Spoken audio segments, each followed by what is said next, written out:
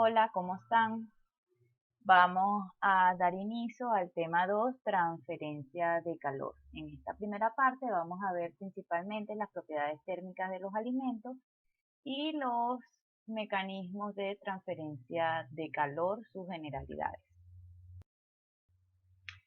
Primero, ¿por qué es importante estudiar la transferencia de calor en la industria de alimentos? ¿Por qué creen ustedes?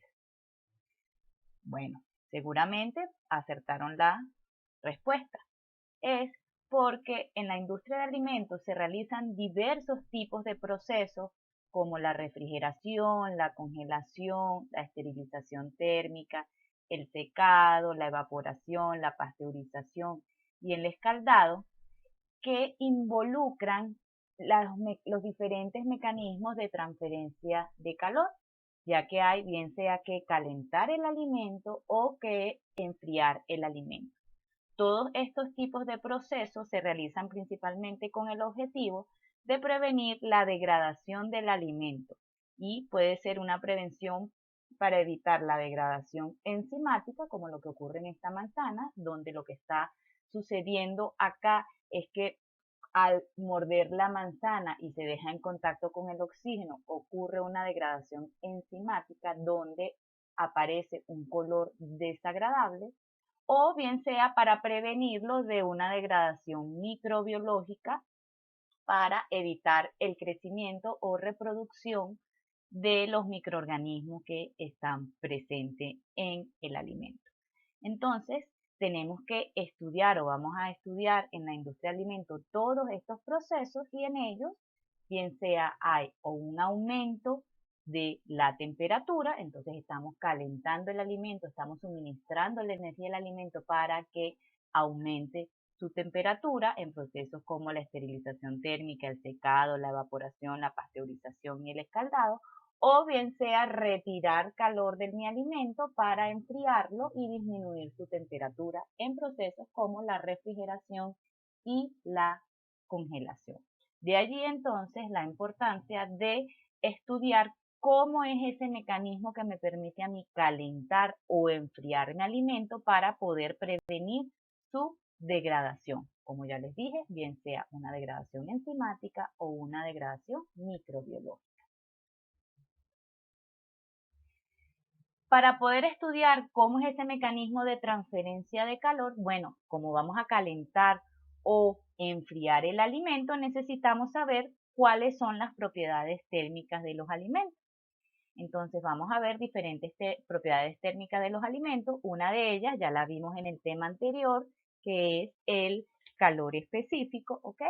Vimos anteriormente que el calor específico es la cantidad de calor que gana o pierde un material por unidad de masa del producto para lograr una variación en una unidad de temperatura sin cambio de estado, y que el mismo está influenciado por la composición del producto, el contenido de humedad del alimento, la temperatura y la presión.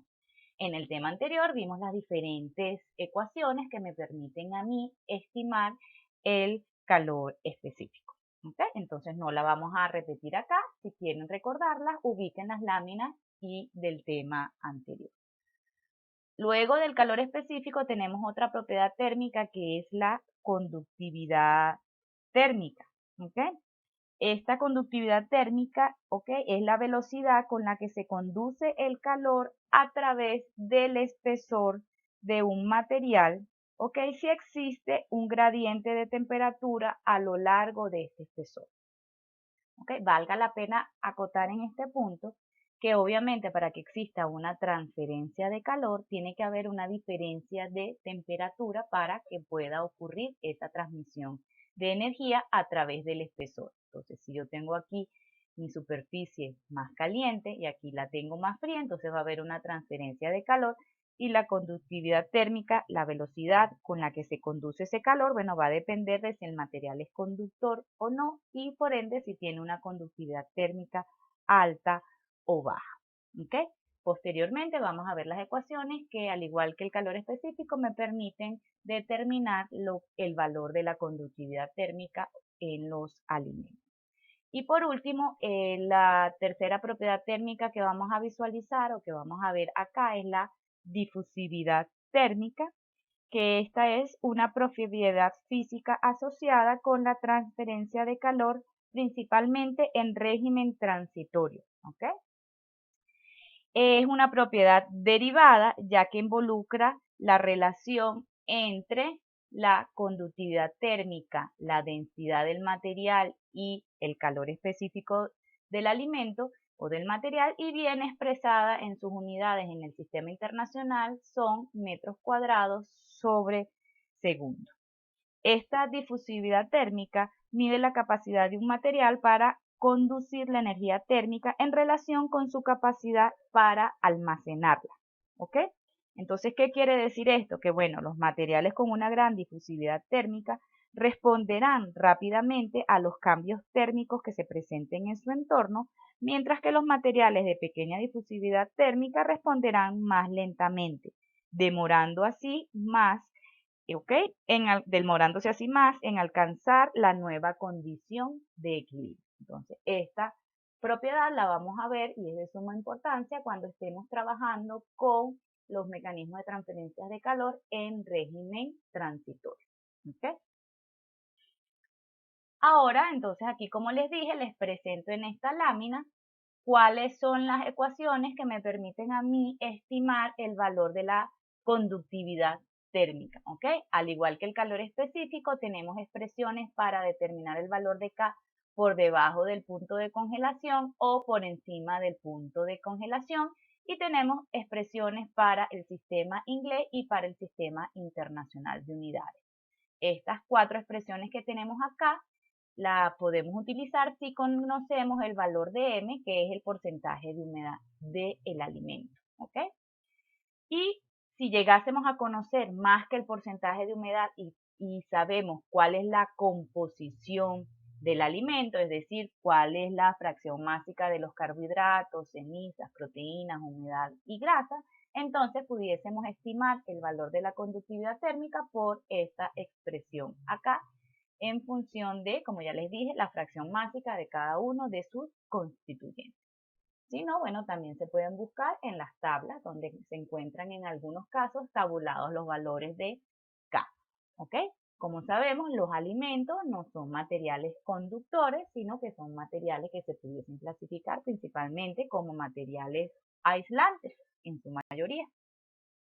Como podemos ver en esta tabla, entonces, donde se presentan diferentes valores de K para diferentes materiales, podemos ver que los metales, que son catalogados como materiales conductores, tienen valores de K alto, mientras que el agua, el aire y los materiales aislantes tienen un valor de conductividad térmica bajo, ¿ok? Es decir, que la transferencia de calor será más lenta en los materiales aislantes que en los materiales conductores. Ahora vamos a ver cuáles son esos mecanismos de transferencia de calor, es decir, cómo se transfiere el calor en el alimento, ¿ok? Existen principalmente tres mecanismos de transferencia de calor: la radiación, la conducción y la convección. Sin embargo, hay autores que dicen que la convección no es un verdadero mecanismo de transferencia de calor, a diferencia de la conducción y la radiación. Ya veremos más adelante el por qué dicen eso. Entonces, bueno, aquí en esta imagen podemos tener una idea de cómo son los mecanismos, ¿ok? La conducción, fíjense que aquí tenemos un material, ¿ok? Que se va calentando porque está en contacto con el fuego. Aquí tenemos la radiación, se emiten ondas que calienta el gato, y aquí, bueno, todo el mundo está asociado a que es un movimiento del fluido interno. Entonces vamos a ir viendo más adelante cada una de las características de estos mecanismos de transferencia de calor. Iniciamos con la conducción. Este es un mecanismo de transferencia de calor donde, la transferencia de energía se lleva a cabo a nivel molecular sin que exista un desplazamiento de la materia del sistema. Ocurren entre dos partes de un cuerpo o dos cuerpos diferentes que están a diferente temperatura, y se produce mediante el intercambio de energía, ya que las moléculas que se encuentran a mayor temperatura, tienen mayor vibración, y entonces al estar en contacto directos entre ellas o al chocar, producen la transmisión de esa energía calórica. O también otra de las teorías es que se produce a través de los electrones libres en el caso de los materiales conductores. Entonces, resumiendo, tenemos acá un cuerpo, en este caso tenemos diferencia de temperatura entre esta capa del lado izquierdo y la superficie del lado derecho. Entonces, al existir diferencia de temperatura, va a existir una transferencia de calor a lo largo del espesor de esa lámina. ¿Ok? Es este mecanismo de conducción, es el principal mecanismo de transferencia de calor en sólidos. Por su parte, tenemos la convección, que la convección, como dijimos anteriormente, muchos autores dicen que no es un verdadero mecanismo de transferencia de calor, ya que en realidad se refiere a una serie de procesos en el cual se presenta un calentamiento o el enfriamiento de un fluido por conducción o por radiación. Y entonces ese fluido es movido a una nueva posición, llevando con él la energía interna adquirida como resultado de un proceso de calentamiento o de enfriamiento. Entonces, por eso es que dicen que no es un verdadero mecanismo de transferencia de calor, ya que el fluido se mueve es porque hay una transferencia de calor inicialmente generada por la conducción o por la radiación, y esa diferencia de calor, ¿ok?, que va a existir entre el sólido y el fluido que tenemos en movimiento, el fluido que tenemos en contacto con ese sólido, es lo que va a generar que ese fluido, ¿ok?, se desplace y entonces tienda a moverse.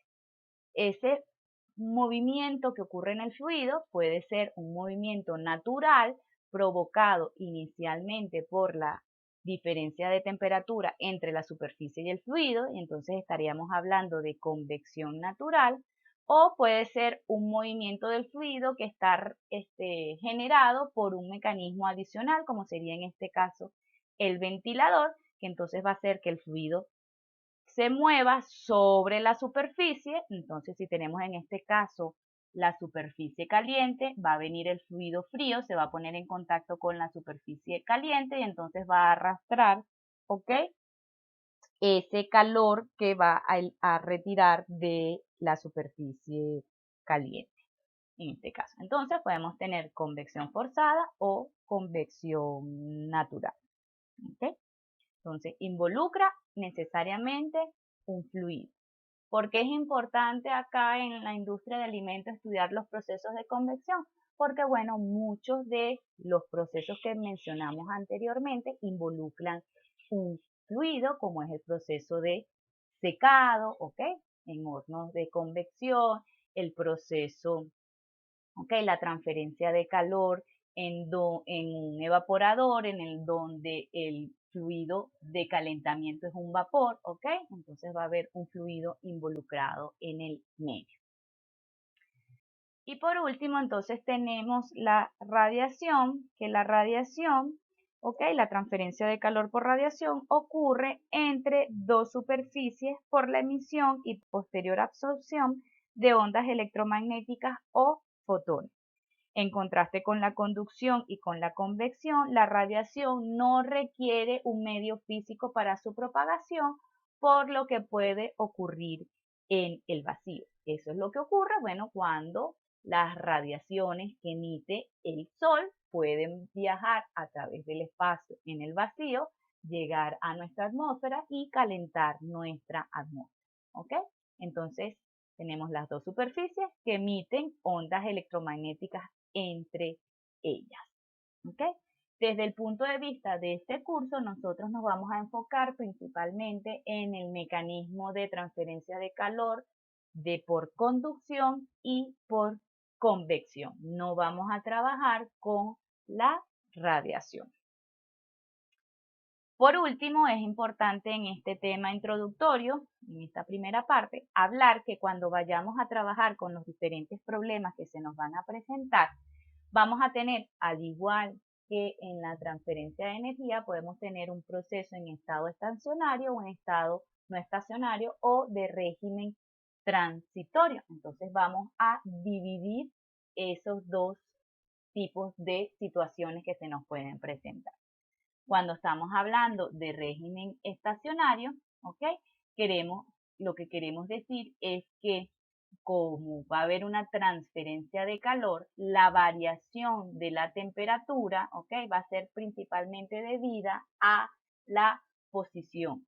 Va a haber una variación a lo largo de la posición, más no una variación con el tiempo. ¿Qué quiere decir eso? Bueno, si yo tengo esta lámina, ¿ok? Donde tengo esta superficie a 15 grados centígrados y esta a 7 grados centígrados, entonces internamente yo voy a tener un gradiente de temperatura y la temperatura me va a variar con respecto a la posición en función del espesor de la lámina.